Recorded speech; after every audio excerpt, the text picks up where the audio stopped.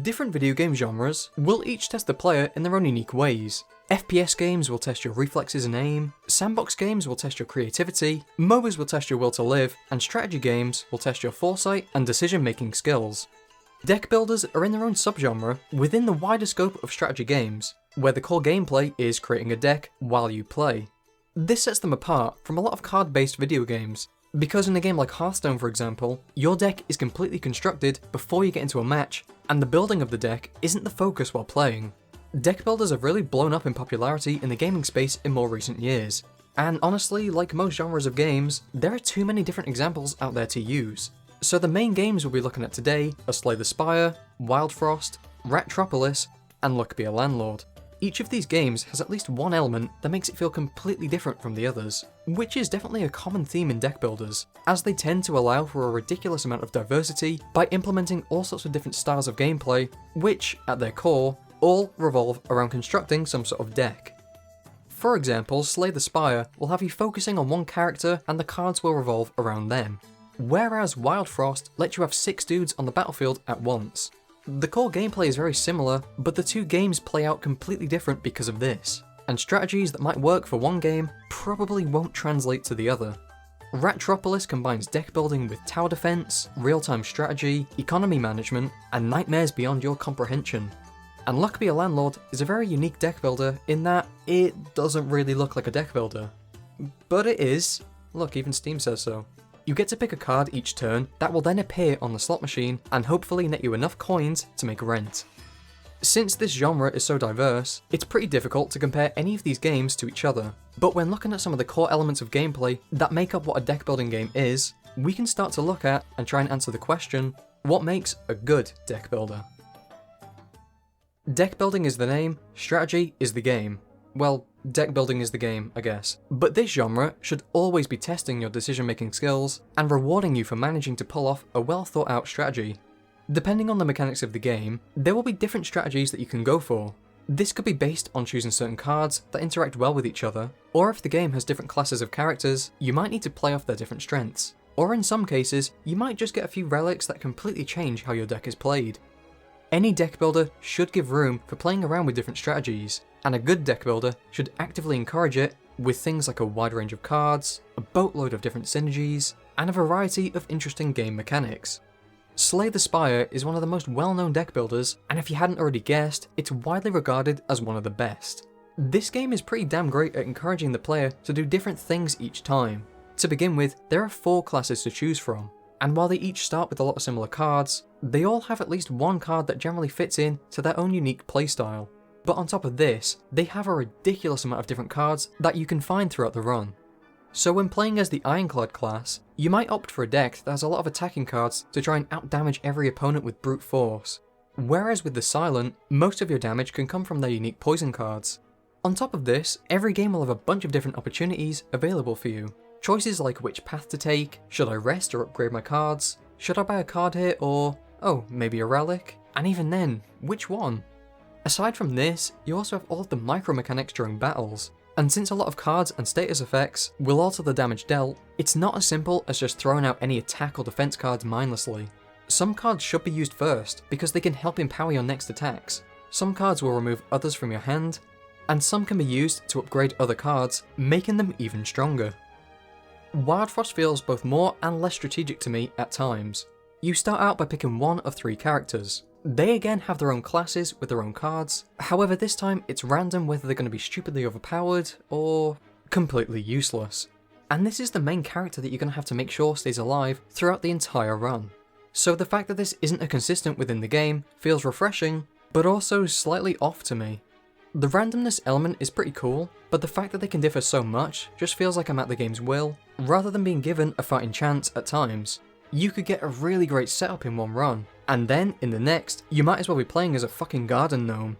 On top of this, the character that you pick will often need some other companions to make them work well and to balance out your team, and if you get unlucky with your pretty limited opportunities to add companions, well, you'll probably have a pretty hard time getting far into the run. Wildfrost does allow for some pretty great and defined strategies though. You'll have 2 paths to choose from, which often means picking between something like a new card or some coins, or being able to visit the shop. You'll also have the chance to pick from selections of different companions based on what best synergizes with your team and what sort of playstyle you've got going on.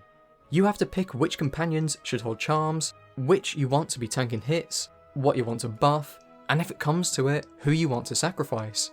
This is a pretty great mechanic even if it's brutal. You can't just use your guys as cannon fodder to protect yourself, because if they die, they are out the battle, and the next time you play as them, they will be heavily nerfed. So the choice to sacrifice a companion not only gives you a moral crisis at times, but adds this whole other layer of strategy and decision making to the game. Realistically, a deck builder should have the opportunity for some absolutely filthy combos and synergies, something to really reward you for all the setup you've been doing while playing the game. Luck Be a Landlord really shines at this. You get so many opportunities to pick different icon cards to add to your roster, and half the time, you'll probably end up skipping them. This is because you're looking for icons that fit in with each other.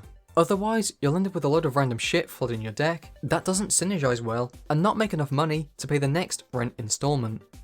Many icons are fine on their own, and you'll have to get at least a few early on if you want to actually make it to the mid-game, but as soon as you find a good rare icon, you can start really crafting your deck around that. Got an icon that synergizes with animal icons? Then guess what, Old MacDonald? You're getting a farm's worth of them. And from there, you can start getting other icons that synergize with some of those animals to end up with some pretty massive synergies overall. Wildfrost also does a great job with synergies because a lot of the cards will have different passives, which can all come together to make your team pretty damn powerful. Slay the Spire synergies can be seen more in the combination of cards that you use, since this game uses an energy system which allows for you to use multiple cards in one turn, which, if used in the right order, can have massive synergies and allow for some huge damage output. Each of these deck builders fantastically demonstrate how having the potential to set up for some huge damage and satisfying payoffs make deck builders so fun and rewarding to play. All of the setup and preparation to suddenly roundhouse kick your enemy for a ludicrous amount of damage feels so amazing to have, and is part of the reason why people love this genre so much. However, Ratropolis doesn't tend to have quite as many synergies. There definitely are some, but since this game is also heavily based on the tower defense mechanics, you'll find a lot of cards focus more on building structures, fortifying your defenses, and deploying the cutest little guards in the world. I mean, just look at them, come on, they're adorable. And the focus when building your deck often comes from things like what advisors you've gained throughout the run, or what sort of defense playstyle you're going for. There are some synergies that come from the cards though. For example, some of the deployed troops will of course synergize with a card like Stone Skin, because it gives them extra health and armor, but more card synergies are something I wish I could see more of in this game. While Hearthstone isn't a deck builder, it is a card game, and is a shining example of how great big card combos are to play with. Well, it's great until it happens to you.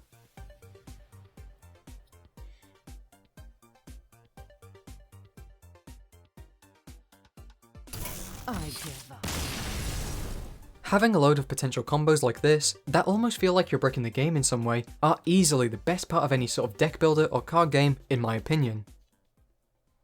RNG is something that you never want to have too much of in a deck builder game. After all, how can you strategize against absolute randomness? However, there should definitely be some elements of randomness involved. This is because if everything was the exact same each time you played, it would be pretty easy to know exactly what to build to win, rather than using critical thinking to craft your deck. In Slay the Spire, you don't know exactly which enemy you're going to fight each time. You'll have a vague idea of what you could potentially come across if you played a few times, however, this does mean that you have to be prepared for anything, which is exactly what you want. Wildfrost is pretty similar in this regard, however, the randomized starting character might be starting to push how much RNG feels fun to play with at times. Again, it's refreshing to have brand new characters for every single run, but if you wanted to play as a certain class, and the character it's given you sucks, well, too bad I guess. On top of this, any sort of RNG in this game definitely feels more impactful because of how few battles there really are until you start getting to the really tough ones. So you need to be ready in a pretty quick time frame to deal with them, and any sort of bad luck can be a huge hindrance to the run. The balance of a deck builder is pretty fundamental to how fun it actually is to play. This isn't to say that some things shouldn't feel strong, just that it should take a lot of setup to actually get that sort of payoff. Luck Be a Landlord is a game where you can definitely go a huge variety of builds, but oftentimes if you get an icon that can consume things to grow stronger, they feel like a pretty safe bet. Slay the Spire has had a lot of time to really balance its game out, and there are a bunch of different strategies that you can go. I personally like to try and get a defensive deck, which lets me stack armor with barricade, and then use that armor to deal damage with body slam. But realistically, you can build around a bunch of different cards, using whatever playstyle you find the most rewarding to beat the game. If a certain build is particularly strong, then why the hell would you ever go anything else if you want to win? The first win I got in Wildfrost was by doing the cheesiest strategy of summoning loads of expendable companions and having Tusk on my team, who gives each of them a Thorns effect, meaning that they could just be used as a damaging wall against my enemies, all while I had a healer keeping most of my guys alive at the same time. There are definitely some cards in this game that feel so much more useful than others 90% of the time.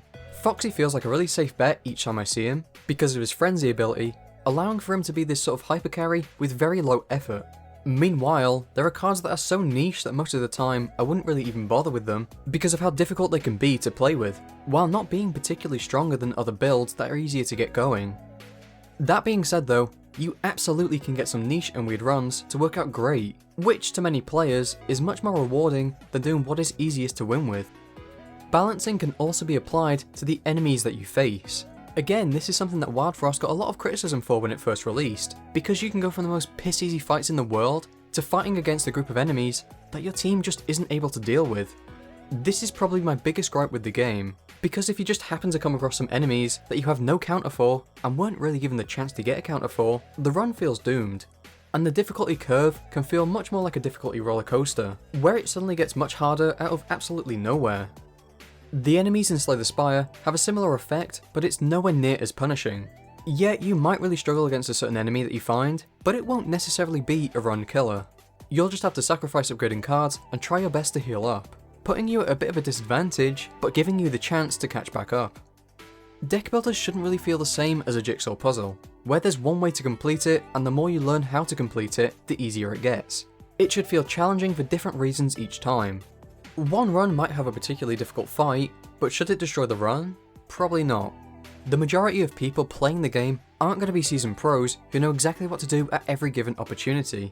And in a game as punishing as Wildfrost can be, balancing of both enemies and cards could definitely be tweaked a tiny bit here and there. Replayability is a must for deck building games. After all, you'll be doing a pretty similar thing each time you play the game, so there has to be a real reason to keep coming back to it. Most deck builders will have an innate sense of replayability that comes with its randomness elements. Again, too much randomness can lead to less strategy being involved, but not enough randomness will just make the game boring and stale. Not knowing what sort of cards you're going to be offered, and having to try and figure out a build based on what the game decides to give you is what makes the game so fun, and adds this mindset of, just one more run, because the next run could be the god run we've been waiting for. One great way of increasing a deck builder game's replayability is with things like different classes or characters to play as. Ratropolis lets the player pick from 6 different leaders. Each leader has their own starting advisor, which change certain game mechanics, and their own leader power that you're able to use on a cooldown. This means that each leader has a completely different playstyle from each other. For example, the merchant leader will have a higher emphasis on gaining gold and being able to more freely browse cards that you want in your deck. Meanwhile, the general leader's playstyle focuses more on having lots of military cards and having a strong army of rats. Slay the Spire also does this with its 4 character classes, which will use different cards and play very differently from one another as you start getting more and more cards in your deck. The Defect will often focus on his unique orb abilities, the Watcher can change stance to strategically take control of different situations, the Silent uses shivs and poison to assassinate foes, and the Ironclad bonks them on the head. Each of these playstyles feels so unique from one another that the game feels entirely different to play each time. If you get bored of a character, then the others offer completely different ways to play. Wildfrost does have classes, or tribes, but here we only get 3 to pick from. However, the replay value tends to come from the fact that each time you pick a leader, your stats will be randomized. There are times where you won't really like any of the choices, which sucks, but a lot of the time, there will be at least one that you'll like the look of. Snow Dwellers feel much more like a standard class, and have a bit of a focus on the snow status effect. Clunk Masters will have gadgets and gizmos, and Shademancers will let you summon companions to fight with you. Apart from having different classes to play as, replayability can come in the form of having different map layouts, a variety of relics, or an equivalent that can change game mechanics, random events, unlockable cards, and of course a massive selection of cards to choose from. These things just add that bit of variety and spice to a playthrough. it would become extremely boring to play the same run with the same items and cards over and over again until you learn the most efficient way to win. And while it can feel a little bit luck-based at times, realistically, this is essential to keeping the game fresh. Of course, for replayability, the game also needs to feel fun and almost addicting to play. For me at the moment, those games are Wildfrost because of how satisfying it feels to get a new deck to work, and Luck Be a Landlord because of how fast-paced it is, allowing me to get the fun combos really early on. Maybe it says something about me that the brightly coloured, gambling-themed game feels addicting to play. Well, I'm sure it's nothing. The last thing I wanted to mention is how the deck building genre and the roguelike genre can usually have massive crossover with each other. Roguelikes are one of my favourite genres because of how fresh each run feels to play and the amazing synergies that the game allows for. Both the deck building genre and the roguelike genre merge seamlessly with each other to the point where you're not always sure which you describe them as first. In fact, all of the games talked about in this video are also roguelikes. Deck building roguelikes tend to be much more based around this idea of playing through run after run after run, trying to figure out how everything interacts with each other, unlocking new cards as I go along, and figuring out what my favourite playstyle is. These games tend to still be showing you new things even after 10, 20, maybe 30 hours of playing, and a lot of this is done through keeping certain things locked away until you do something like win a match, or defeat a certain boss, or sometimes something very specific which you might need to go out of your way to do. This is overall a good thing, especially relating back to the replayability aspect. However, I do feel like that you can sometimes keep too much locked away. Wildfrost will let you pick a starting companion pet to accompany your leader, but you will only start off with one, and need to unlock all the other options. This is fine for the most part, since most of them are pretty easy to get, but the last couple start getting much more difficult and require specific setups before you can even play with them. There are also quite a lot of charms and cards that are in the same boat, where you're probably either going to have to get lucky, or spend a while trying to do something very specific to unlock them. And while this does encourage you to try out different playstyles, it would also be nice to just be able to try out the playstyle when I feel ready to, without having so many fun things locked away. These games also tend to have a bunch of relics to play with. These are items that you can get which change certain gameplay mechanics, or flat out buff your characters. And importantly, are insanely fun to play with since it can turn a normal run into something so much more interesting. In Slay the Spire, these relics will be, on the whole, pretty useful, but sometimes you'll get a few that just work great together, and provide you with the perfect setup for a certain build. In Luck Be a Landlord, they are generally always good to have. Usually they will help you, but sometimes won't do too much. In Ratropolis, they come in the form of advisors, and tend to always be welcome, especially when you start collecting a lot of them and gain buffs to a variety of different game elements. And in Wildfrost, they come in the form of charms, which are really interesting since you have to choose which companions to hold them. This tends to add even more decision making to the game, which is always welcome, but also means that the charms can get pretty specific, which has its drawbacks. I am just as likely to be excited by a charm as I am to be disappointed by it, because a lot of the charms are so incredibly niche that they would literally only serve as a nerf to whoever I put it on, since I don't have one of the few cards it would be great for. That being said, it does just mean you have to be more strategic when choosing to buy a charm, because while it sometimes can be a huge advantage, it can also be a waste of coins. Deck builders are incredibly fun and versatile. More and more nowadays, you will see deck building elements appear in other game genres, and this really says a lot about the genre as a whole. Its main mechanic is so simple, yet so versatile, that one of its biggest strengths comes from whatever unique spins the creators can put on it. Their potential for strategy, the ability for big combos, a good balance of RNG elements, good balancing of both enemies and cards, a wide range of builds being viable, lots of replayability, and overall, just feeling fun and satisfying to play, are, in my opinion, what makes a good deck builder.